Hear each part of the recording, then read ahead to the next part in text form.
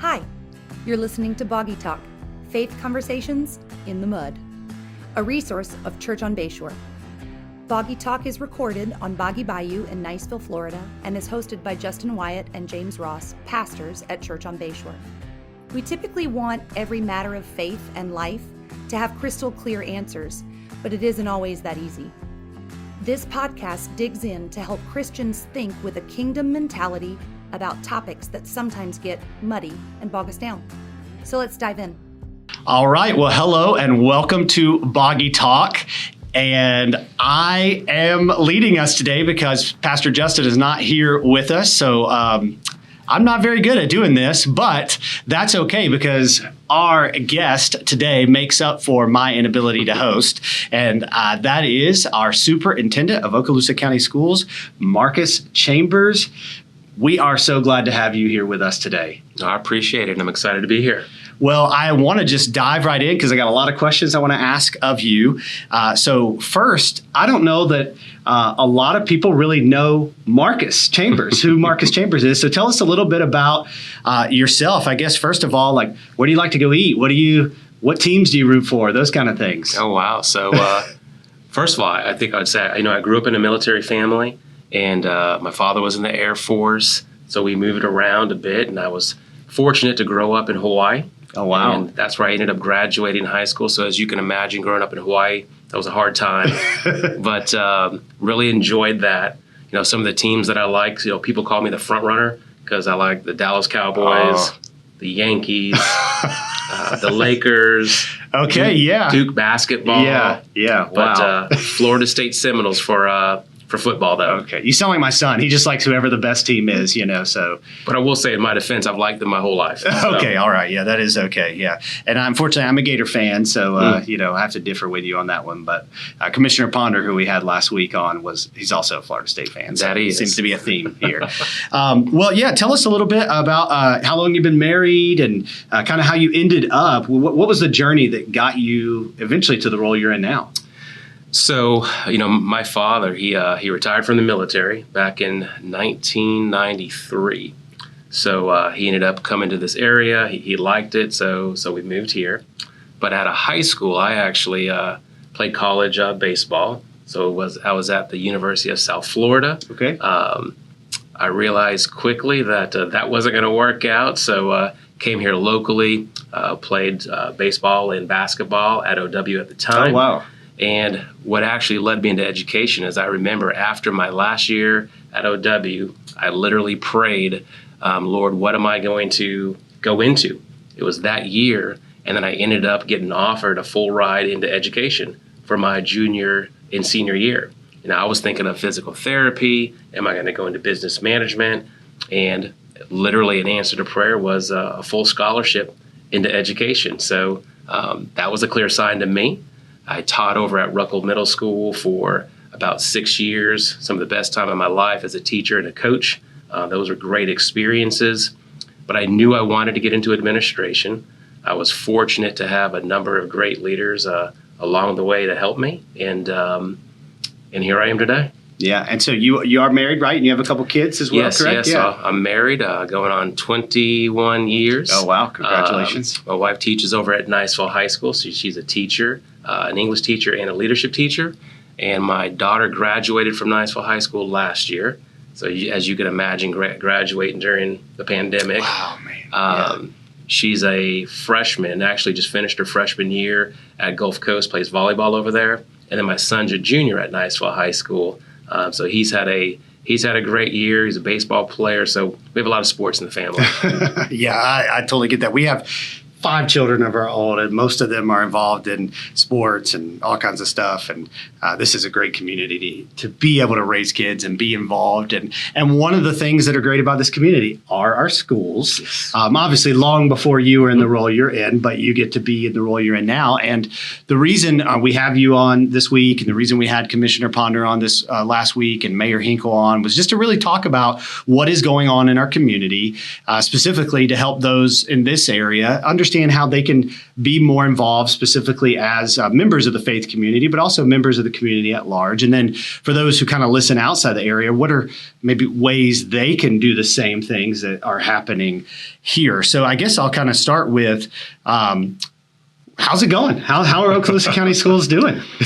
Well, I'd say this has been a challenging year. As you can imagine, March 2020 rolled around, and we were in normal school operations, and then everything changed. Everything changed the way that we handle public education, from the way that we teach, the way that we transport students, the way that we feed students, technology, everything changed. The way that we communicate.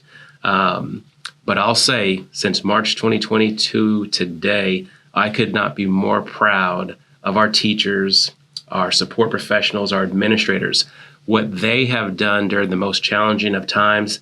I say heroic, unsung heroes, to really make a difference in the lives of kids. That's what educators do. This year, so many stories of going above and beyond, whether it's bringing meals to families, going out to homes, making sure that technology works, things completely outside the scope of their responsibility, but they did these things to make sure that students were safe, that students were going to be educated, that students were going to be fed. So a very challenging year. Our teachers, again, our principal support professionals, I just could not be more proud. Yeah. Now, you were acting superintendent in March, correct, of 2020? So March of 2020, yes, I was the appointed superintendent at that time. Yes. I was trying to think of when I got elected. Yeah. So it's all a blur the last year and a half for everybody. It has honestly. been a blur. So we had a campaign going on, we had a pandemic going on, so it was a time. Yeah, I can't imagine that. So I have to ask this because you came out of, and I mean this neutrally, a controversial transition of leadership and stepped into the role. Began to say, hey, this is something I want to do, and so I'm going to campaign. Then COVID happens. Just tell me just what you were going through, what your mindset was like during all that. It's not funny, but it is kind of funny from the outside. I use the word interesting sometimes. Yeah. It was an interesting time period, but I think also that's where faith comes in. I'm an educator, and, when I was appointed, I felt as though God also had a hand on that. And I knew that this district, it's one of the best school districts in the state of Florida. And, it was my mission at that time, along with our team, to really support this district and to move forward. So that's exactly what we did. And then a pandemic hit and things get even more challenging. But again, I just couldn't be more proud of everybody coming together, even outside the school system, from those in the community. So the outreach and what makes this school district so special is the fact that those in Okaloosa County really support this school district. And without all of that support, we would not have been able to get through this year. That's great. Well, as we think about things moving forward, and you can answer this from what you see going on nationally, or you see going on in our region specifically, or our state, or just maybe what you see in culture. As we think about moving forward, I mean, hopefully you have a lot of years left in community service, and I have a lot of years left, equipping believers and being a dad, and eventually we'll possibly be grandparents. As you think about just schools moving forward and education moving forward, what do you think are some of the most pressing issues that we're going to be facing? Well, one of the things for us is, where are we going as a school district? And I call that the next generation of Okaloosa schools. So that's what we talk to our administrators about, our teachers about. What does the next generation of Okaloosa schools look like? And right now we're in a time period where our standards are changing, and standards meaning that this is what we must teach in English, for example, in math, for example. So there's always a challenge around that when you get new standards, and that means then a new test or assessment is going to come with that. So we're going through that process right now. Also, we are blessed by the citizens of Okaloosa County to get a 0.5-cent sales tax, and so much needed and appreciated. So you're going to see a lot of changes that will start happening at our schools, even as we speak. Career and technical education is a challenge and a blessing. So we want to be sure here in Okaloosa County, part of that next generation of Okaloosa schools, we want to be a pipeline from elementary, where our kids are learning coding, robotics, drones. We want to be a pipeline from elementary, not just to high school, but straight to the workforce. So our students, when they graduate from Okaloosa County schools, they have the ability to go to college, they have the ability to go to the military, or they have the ability to go straight into the workforce with certifications that they earned in career and technical education classes here in Okaloosa County. So we're excited about that. We're partnering with many local businesses, industry, Eglin. We're on the verge of artificial intelligence institutes that we're hoping that we're going to be starting here soon. So there's a lot of things going on, a lot of challenges in public education, but we choose to look at them positively and say, what can we do here in Okaloosa County for our students, for our educators, and for this community? So when you say, what can we do for our students or educators in this community, what would you say to, let's start with just a parent. I have 5 children in Okaloosa County schools. And we thank you for that. So, and between Justin and I think we have 11 children, our Wow. co-host. Yeah, we have 11 children that are in your schools. So what would you say, what is a good parental involvement support of our educators? What does that look like? In one word, it would be involvement. Okay. We want parents that are involved, and whether that's in normal years coming to the school, in volunteering, or whether it's just at the home, making sure, when is homework time going to be? When is my child going to read? Taking an opportunity to talk to your child about the school day. Mental health is a big deal nowadays, and students struggle with many different types of situations, with those little cell phones that they have. So there's so many pressures on students nowadays that maybe wasn't there before. So, how can we help, parents really be involved, communicate with your child, and also communicate with the school. And I'll just remind you, if you aren't caught up on Boggy Talk, just a few weeks ago, we had our student minister, Alec, with us as we talked about issues facing Generation Z and talked about technology. And then the next week, we talked about mental health and the issues facing there. So I encourage you to go back and listen to that. Well, what about, and I asked this question realizing you represent and serve many people from many different backgrounds, but a large part of those who are a part of our school and our community are people from the faith community. And one of the things that drive us as people of faith is that we want to be servants. The reason why Jesus came not to be served, but to serve. So if we as a church or other believers in this community are saying we want to be servants in our schools, what are some ways that we can do that? Well, and I think, so first and foremost, I am a Christian, but I also understand in my role as superintendent, I also respect all the different denominations and beliefs. When a student comes to school in Okaloosa County, they're going to be respected. But I think there's also a role for the faith-based community within our schools, and I want that to be the case. One of the things that I'm hoping to roll out this summer is a faith-based group that I'm going to be able to talk to and say, hey, how might you be able to help with our schools? And that might be mentoring. That might be, those individuals that decide to pray for our schools. But I really want to brainstorm in how can we help our schools even more so. It could be food drives. It could be clothes drives. As you know, in Okaloosa County, we have a thing that's called free and reduced lunch students. And some of our students are students of poverty, and they have other needs as well. So how can we come together as a community, and even a faith-based community, to really reach our students? Here in Okaloosa County, our churches do an amazing job of doing a lot of that already. But how can we maybe even come together even more so from the Crestview areas to the Niceville areas to Fort Walton and Destin, and really do some amazing things for our students? So I'm going to set this question up so that I say some of these things and you don't have to say them. But, one of the things I hear from believing families, from Christian families is, well, prayer's not in school anymore and the Bible's not in school anymore. And I'm like, well, every day, tons of kids are praying when they're about to take the test and their parents are praying for them. And, they say the church isn't in schools. Well, the church isn't a building, so if we're sending our kids to school, then it is. But I understand what they mean when they say, we're not doing making everyone do the Lord's Prayer or whatever. You and I are both younger than when that was actually happening. But still, I think a lot of people of faith have this like tension because they feel like schools are getting more and more, moving away from that.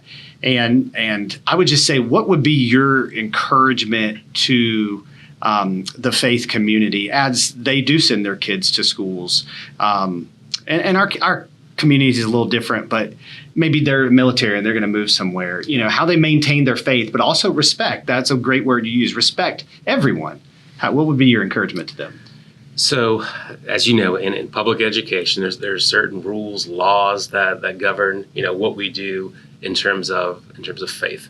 But one thing I will say, on every school building and every district facility, you'll see "In God We Trust" on the building, and I think that's a strong statement. But I believe wholeheartedly that parents have the ability when their child goes to school or when they lay down that night to say prayers over their child about that upcoming day or whatever's going on in school for their child. So I believe prayer is a big piece of what can happen in the schools. Now, we do not, I'll say it this way, there's still a moment of silence that students are able to take part in. And we have FCA groups in our schools as well, especially many of our secondary schools. And we have a large number of students in FCA, which is a Christian organization.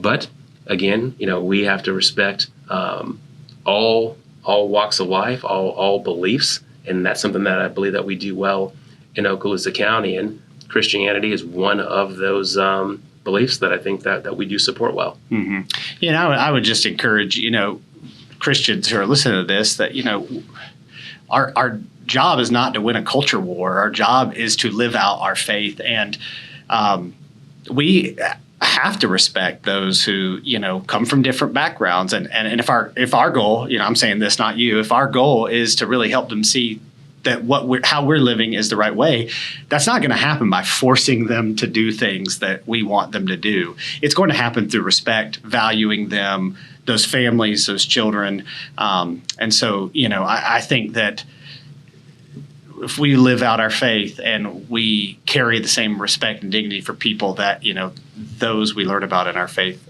did, specifically Christ, I think we're really representing him well in whatever environment that we might be in. Well, so I kind of want to shift gears here a little bit because I follow you. I follow you on Twitter and kind of follow what's going on with you. And part of that is because I have kids in the schools, but also I'm a faith leader of a decent amount of people. And number three is I'm a learner. And I've just been incredibly impressed by your leadership. And I'm just curious, kind of who influenced you and kind of helped make Marcus Chambers the leader he is today? I think that's simple. First and foremost, I think my parents, just coming up as a child, I had amazing parents, still have amazing parents. My father was in the military for over 33 years.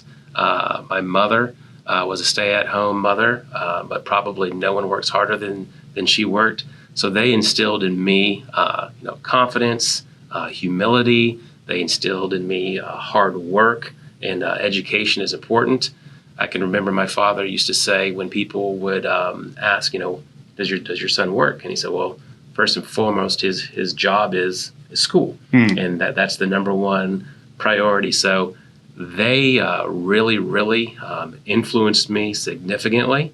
And then after that, I really would say, I'm a person who prays every morning. So I do. I look to the Lord on guiding my day, guiding my steps, and what's going to happen as I go forward. So I put a lot of faith in that, and definitely not perfect by any way, shape, or form. But I'd say those two, in terms of my parents and the Lord, has really shaped me into the person that I am. Well, what are some leadership principles that you live by?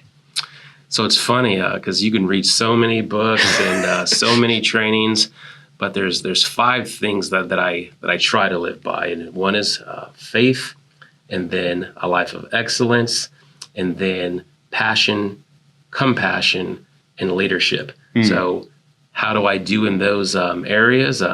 Some might say, well, some might say he's getting better, but those are the areas that I try to really focus on, especially in this role, in this seat, because it's impacting in terms of we're impacting students' lives, we're impacting families in the community. So those 5 areas are important to me. Well, how do you? So you're always somewhere doing something, encouraging someone, making an appearance somewhere, and I don't know how much that you have to do or you choose to do, but how do you maintain balance? Wow. It's I go back to it. So it's funny that we're here. This is a faith-based show. First and foremost, it's my morning time. I wake up and I say my prayers. I read the things that I read, and try to relax in the morning. So that gives me a sense of balance. I hope to take me in the day, and some days it's better than others. And then, even though I don't do it anywhere near as much as I need to, the weekends I like to walk, run. That helps decompress you.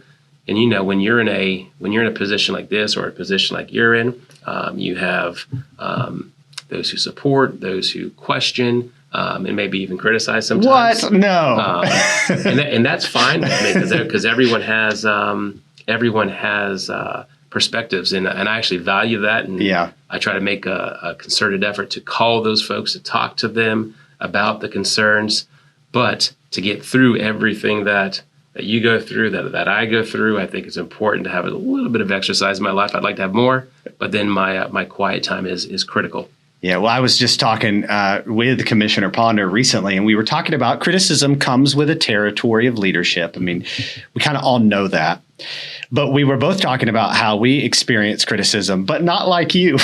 You experience, and that comes with the territory. It does. Man, and I know you. I don't know you well, but I know you, and I'm like, this is a dad and a husband and a son and just a man. That you're saying these things about when I read things people say. So I just have to ask you, because I have a hard time with the criticism I experience. Yep. How do you keep moving forward in the midst of all that criticism? So again, I go back to one of those principles, faith. And you can't allow criticism to really creep inside of you, or it could dominate you. But what I will say is the vast majority of what I get is positive. I think I have a lot of people, and I'm not saying that just support me, they support our school district. So I am blessed to have great teachers, administrators, great community support, but there's always going to be criticism. And I really don't try to look at that as a negative. I look at that as opportunities to talk with those individuals. 9 times out of 10, once you talk with individuals, that's good. Things are resolved. And sometimes when you're in a day and age of social media, some people just get frustrated and they put out there what they're going to put out there, whether it's right or wrong. But again, you got to be, for me, I got to be faith-based, and it can control what I can control. Yeah, you really touched on 2 things that are important. Is social media really, I would say, misrepresents the level of conflict and amplifies the level of conflict, but also how many things really are resolved if you actually you're the one who takes initiative to talk things out. So, and people are passionate about their kids and schools, and it's a lot of, resources, rightly so, invested. So you get the passion. It's just, I wish people, and I'm speaking, most of our people aren't those people, but, I wish people would be kinder. And I'm tempted to go back and defend you. Sometimes I'm like, nah, it's not going to do any good. So, I guess I would just, really two more questions. One would be, when you think about the future of Okaloosa County schools and Okaloosa County in general, what excites you? There's so much opportunity here. And I say that from the school district to community to businesses to the military. There's so much opportunity here. So when you think about our school district, academic excellence is something that we talk about. We want to be a school district that continues to be a high-rated school district. Right now, from our last assessments, we're the 4th-rated school district in the state out of 67 districts. So we want to keep that academic excellence. But we want to be more than just test scores. We want to be more than just career and technical education, which is important. So we want to provide all those opportunities. We want kids to be successful, but we want students who can go to college, career, or the military and be successful. So that's one piece. But what also excites me is the fact that you look at athletics, we want to provide opportunities for students to get involved athletically, but then we also want to provide students opportunities in the arts. So band, chorus, you look at the band programs in Okaloosa County, they rival college bands. The participation that we have in band and chorus and drama, it can rival anywhere. So when you look at a three-pronged approach to education in terms of being strong academically, strong with the arts, and strong athletically, that's something that I'm extremely proud of for this district. And as we continue to go forward, we will only strive to enhance that, but have the community be with us along the way. That's great. Well, my last question is, why do they keep changing math? No, I'm just kidding. You ever see that Incredibles movie where it says, who changes math? It's like, it does. It's changed since I was a student. Yeah, me too. Yes. No, but really, if you were, you are a man of faith. And yeah, I think anyone who observes you and has a child in Okaloosa County School who is not, does not share the same beliefs, in no way feels, at least from you and your leadership, any kind of disrespect or any kind of prejudice. So as we, as people of faith, continue to be involved in schools and education and in government, what would just be your advice to how to live out your faith in a world that is more diverse now? I mean, the first thing that comes to my mind is, your faith, even though, you want to be outward with your faith, but there's the personal side of faith as well. And I think anywhere we go, that's the beautiful thing is you can bring your faith with you, and the way that you carry yourself, the way that you have the ability to impact others. So I think that is important, whether it's students, whether it's teachers, whether it's administrators, myself, just in a public education setting in terms of employees, we just have to do things a certain way. And again, and respect all students. Sometimes people will ask me, a very pointed question, on the faith side, but my job is to also make sure that every student is respected, taken care of, and I take that seriously. But again, there's a role in school or in the lives of students and employees in terms of their faith and how they go about that. In some respects, in the school setting is personal. Well, and my encouragement to everyone would be, if you really care about how things are going, don't make assumptions based on articles you've read, on social media or even the comments on those articles, but be involved, be engaged. And I think you'll find that people from all kinds of different backgrounds really are coming together for this good of serving and investing in the next generation. And as people of faith, that's something we can definitely be a part of, and God will use. I just want to say to you again how honored we are that you would take the time out of your crazy busy schedule to be with us, and how much respect I have for you and the job you're doing. And again, in many different roles, but mainly as a father with children in our schools. I just want to say thank you very much. Well, I appreciate that very much, and love this opportunity. Yeah, and this is going to be our last episode for a little while. We are taking a break for the month of August. But we ended on a great note here. So we'll be back with you in September with some fresh new content as we kick off our second season. So thank you so much for listening faithfully over the past year. And if you haven't subscribed, go ahead and do that so you can see when the next episode drops, and have a great end of your summer. Thanks for listening to Boggy Talk. We are so glad you joined in the conversation. Go ahead and subscribe so you don't miss a beat.